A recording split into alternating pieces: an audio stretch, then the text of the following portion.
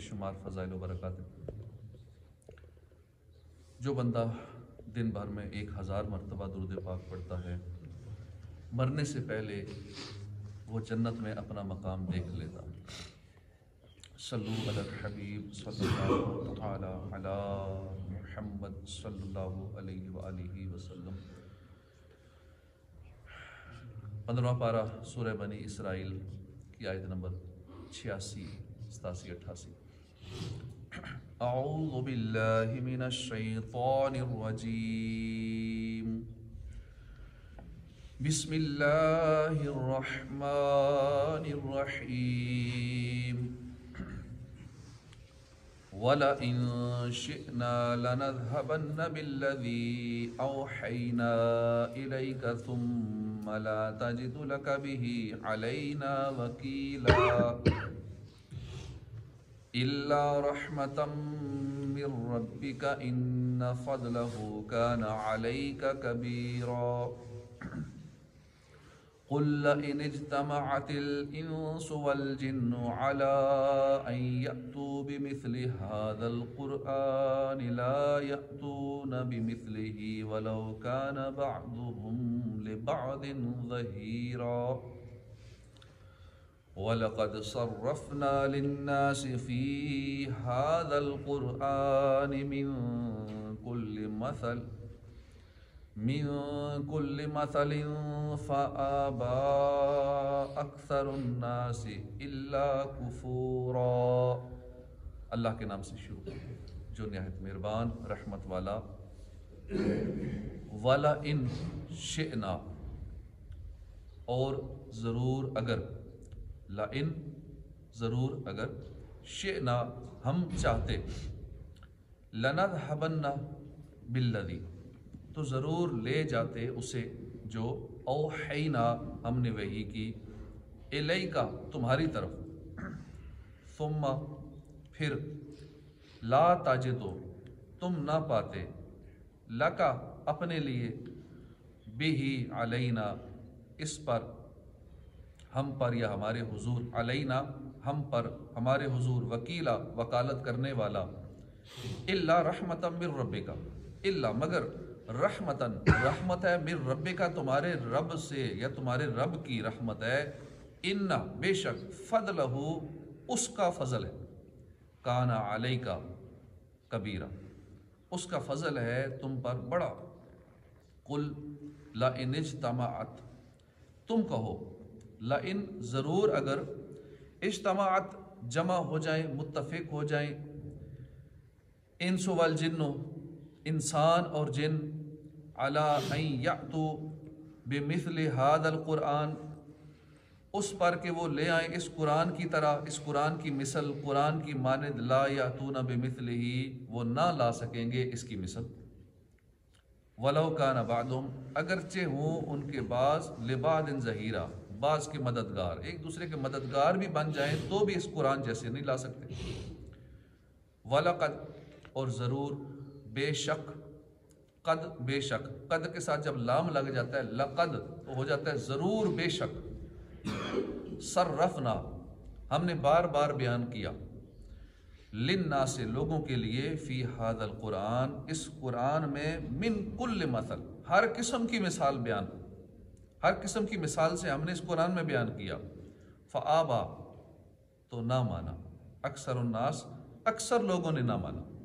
اللہ پاک فرما رہا ہے قرآن میں ہم نے ہر طرح کی مثالیں دے کر لوگوں کو سمجھایا، ڈرا کر بھی سمجھایا، اکثر نے نہ مانا، الا کفورا مگر ناشکری کی، اکثر نے نہ مانا۔ ترجمہ کنز العرفان۔ اور اگر ہم چاہتے تو ہم جو آپ کی طرف وہی بھیجتے ہیں اسے لے جاتے، پھر تم اپنے لیے اس پر ہمارے حضور کوئی وکیل نہ پاتے، مگر تمہارے رب کی رحمت ہی ہے، بے شک تمہارے اوپر اس کا بڑا فضل ہے۔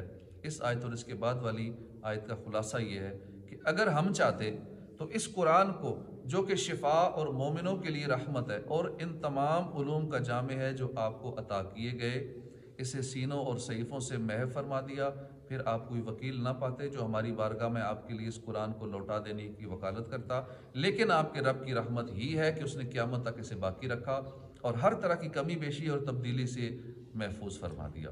اور یہ اللہ کا احسان اور احسان ہے کہ اس نے پہلے قرآن نازل فرما کر احسان عظیم فرمایا، اور پھر اس قرآن کو محفوظ فرما کر احسان عظیم فرمایا، اور قیامت تک باقی رکھ کر احسان فرمایا۔ اے حبیب، بے شک تمہارے اوپر اللہ کا بڑا فضل ہے کہ اس نے آپ پر قرآن کریم نازل فرمایا، آپ کو تمام بنی آدم کا سردار بنایا، خاتم النبیین کیا، مقام محمود عطا فرمایا۔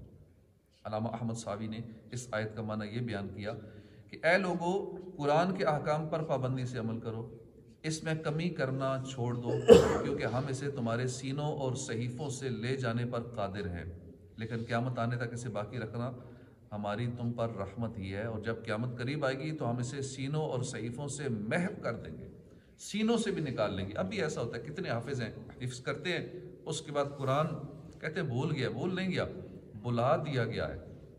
کوئی آیتیں ہم یاد کرتے ہیں، کوئی صورتیں یاد کرتے ہیں، کہتے ہیں بھول ہی گئی ہیں، بھولی نہیں، بلا دی گئی ہیں، یہ سینوں سے نکال لیا جاتا ہے۔ جب بندہ گناہ کرتا ہے اس کے سینے سے قرآن نکال دیا جاتا ہے۔ کوئی صورت یاد کرتا ہے، کچھ عرصے بعد بھول جاتی ہے۔ کیوں بھول جاتی ہے؟ گناہ کر کر کے، بد نگاہیاں کر کر کے، اور طرح طرح کے گناہوں میں جو مبتلا رہتا ہے، یہ قرآن پھر اس کو بھلا دیا جاتا ہے، اور اس کا بھی بڑا سخت عذاب ہے قرآن کو بھلا دینے کا، یاد کر کے پھر بھلا دینا۔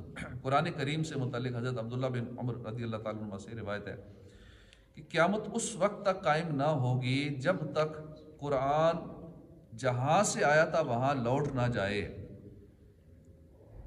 اس وقت تک قیامت نہیں آئے گی۔ عرش کے گرد قرآن کی ایسی بن بناٹ ہوگی جیسی شہد کی مکھی کی ہوتی ہے۔ اللہ تعالیٰ قرآن سے فرمائے گا تیرا کیا حال ہے؟ قرآن عرض کرے گا اے میرے رب، میں تیرے پاس سے گیا اور تیری طرف ہی لوٹ آیا ہوں، میری تلاوت تو کی گئی لیکن میرے احکامات پر عمل نہ کیا گیا۔ اور حضرت عبداللہ بن مسعود فرماتے کہ بے شک یہ قرآن جو تمہارے سامنے موجود ہے ان قریب اسے اٹھا لیا جائے گا۔ اب ہم کتنے خوش نصیب ہیں، قرآن ہمارے پاس ہے، ہم اسے پڑھ سکتے ہیں، تلاوت کر سکتے ہیں، لیکن جب اس قرآن کو اٹھا لیا جائے گا اس وقت ہم محروم ہو جائیں گے، نہ قرآن یاد رہے گا، نہ قرآن دیکھنے کو ملے گا، نہ اس کی تلاوت کر سکیں گے۔ تو ہمارے پاس کتنی بڑی نعمت ہے قرآن کی صورت میں کہ ہم اس کی روزانہ تلاوت کریں، قرآن کی زیارت کریں، قرآن سے محبت کریں، جو قرآن میں فرمایا کہ ہم اس پہ عمل کریں۔ حضرت عبداللہ بن مسعود فرماتے ہیں کہ بے شک یہ قرآن جو تمہارے سامنے موجود ہے ان قریب اٹھا لیا جائے گا۔ ایک شخص نے کہا یہ کیسے ہو سکتا ہے؟ حالانکہ ہم نے تو اسے یاد کیا ہوا، ہمارے دلوں میں، صحیفوں میں محفوظ ہے، کاغذ پہ لکھا ہوا ہے، ہم اپنے بچوں کو اس کی تعلیم دیتے ہیں، ہمارے بچے اپنی اولاد کو قرآن سکھاتے ہیں۔ آپ نے فرمایا وہ ایک رات میں چلا جائے گا اور صبح کے وقت لوگ اسے نہیں پائیں گے، اور اس کی صورت یہ ہوگی کہ قرآن دلوں سے بھی محو کر دیا جائے گا، جہاں لکھا ہوگا کتابوں کے اندر وہ بھی ختم ہو جائے گا، لکھا ہوا کچھ نظر نہیں آئے گا، کتاب میں کیا لکھا ہوا سب کچھ غائب ہو جائے گا۔ نیز حضرت عبداللہ بن مسعود نے ہی فرمایا کہ قرآن پاک خوب پڑھو اس سے پہلے کہ قرآن اٹھا لیا جائے، تلاوت کر لو جتنی کرنی ہے، اس پہ عمل کر لو، اس سے جتنی محبت کرنی ہے کر لو، یہ اٹھا لیا جائے گا، کیونکہ قیامت قائم نہ ہوگی جب تک قرآن اٹھا نہ لیا جائے۔ اللہ تعالیٰ ہمیں قرآن پاک کی تلاوت کرنے، اس کو سمجھنے، اس کے احکامات پر عمل کرنے کی توفیق عطا فرمائے۔ قُلْ لَئِنِ اجْتَمَعَتِ الْإِنسُ وَالْجِنُّ عَلَىٰ أَن يَأْتُوا بِمِثْلِ هَٰذَا الْقُرْآنِ لَا يَأْتُونَ بِمِثْلِهِ وَلَوْ كَانَ بَعْضُهُمْ لِبَعْضٍ ظَهِيرًا۔ تم فرماؤ اگر آدمی اور جن سارے مل کر اس بات پر متفق ہو جائیں کہ اس قرآن کی مانند لے آئیں تو اس کا مثل نہ لا سکیں گے اگرچہ ایک دوسرے کے مددگار ہو جائیں۔ یعنی اگر تمام جن و انس اس پر متفق ہو جائیں کہ فصاحت و بلاغت، حسن ترتیب، علوم غیبیہ، معارف الہیہ وغیرہ میں سے کسی کمال میں قرآن کے برابر کوئی چیز لے آئیں تو وہ ایسا نہیں کر سکیں گے۔ مشرکین نے کہا تھا کہ ہم چاہیں تو ہم قرآن کی مثل بنا لیں، اس پر یہ آیت کریمہ نازل ہوئی، اور اللہ تبارک و تعالیٰ نے ان کی تکذیب کی کہ خالق کے کلام کی مثل مخلوق کا کلام ہو ہی نہیں سکتا، اگر سارے مل کے کوشش کریں، جب بھی ممکن نہیں کہ اس کلام کی مثل لا سکیں۔ چنانچہ ایسا ہی ہوا، تمام کفار عاجز آ گئے، انہیں رسوائی اٹھانا پڑی، ایک سطر بھی قرآن کی ایک لائن بھی قرآن کی طرح نہیں لا سکے، اس کے مقابلے پیش نہ کر سکے۔ وَلَقَدْ صَرَّفْنَا لِلنَّاسِ فِي هَذَا الْقُرْآنِ مِنْ كُلِّ مَثَلٍ، بے شک ہم نے لوگوں کے لیے اس قرآن میں ہر طرح کی مثال بار بار بیان کی ہے، تو اکثر لوگوں نے ناشکری کرنے کے علاوہ نہ مانا۔ علامہ اسماعیل حقی رحمۃ اللہ علیہ فرماتے ہیں کہ ان آیات سے 3 باتیں معلوم ہوئی۔ قرآن کریم اللہ کی بڑی عظیم اور جلیل نعمت ہے، اس لیے ہر عالم اور ہر حافظ پر لازم ہے کہ وہ اس نعمت کا شکر ادا کرے اور اس کے حقوق ادا کرنے میں پر ہمیشگی اختیار کرے۔ دوسری بات، انسان اور اس کے علاوہ کسی اور مخلوق میں یہ طاقت نہیں کہ وہ ایسا کلام پیش کر سکے جو اللہ کے کلام کی طرح جامع ہو۔ اس کی عبارت، الفاظ کی عمدگی، فصاحت انتہا کو پہنچی ہوئی ہے۔ اس کے اشارے باریکی اور کمال دانشمندی کی، اس کے نکات لطافت اور نظافت کی، اور اس کے حقائق حقیقت اور پاکیزگی کی انتہا کو پہنچے ہوئے۔ اکثر لوگ اللہ کی نعمتوں کی قدر نہیں پہچانتے اور اللہ کی طرف سے کی جانے والی تنبیہات سے تنبیہ حاصل نہیں کرتے، اس لیے 1000 میں سے 1 شخص جنت میں جائے گا، باقی سارے جہنم میں جائیں گے۔ 1000 آئیں گے، 1000 میں سے 1 جنت میں جائے گا، 999 جہنم میں چلے جائیں گے، اس لیے کہ اکثر نہیں مانتے۔ اور یہ وہ لوگ ہوں گے جنہوں نے حق بات سے اور اسے سیکھنے سے اعراض کیا۔ یہاں یہ بات یاد رہے کہ قرآن مجید مخلوق نہیں، کیونکہ یہ اللہ کی صفت ہے۔ اللہ کی صفات ازلی اور غیر مخلوق ہیں۔ امام اعظم ابو حنیفہ فرماتے ہیں جو قرآن کریم کو مخلوق کہے یا اس کے بارے میں توقف کرے یا اس کے بارے میں شک کرے تو اس نے اللہ کے ساتھ کفر کیا۔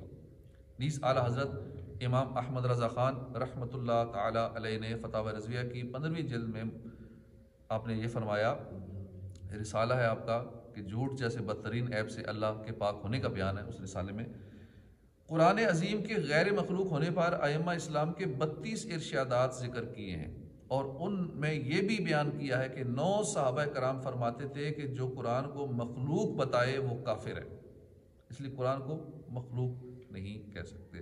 اللہ پاک ہمیں قرآن سے سچی محبت نصیب فرمائے اور قرآن کے جو احکامات ہیں اس پر عمل کی توفیق عطا فرمائے۔